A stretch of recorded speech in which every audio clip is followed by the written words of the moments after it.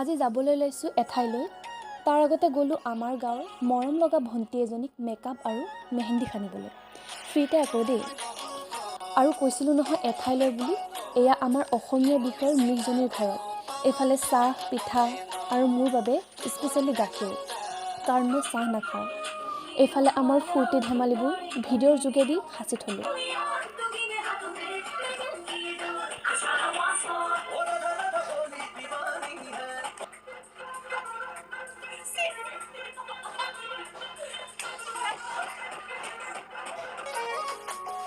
আৰু আমি ভাত খাবলৈ বহিলোঁ।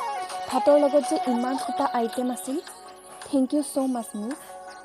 বহুত ভাল লাগিল গৈ।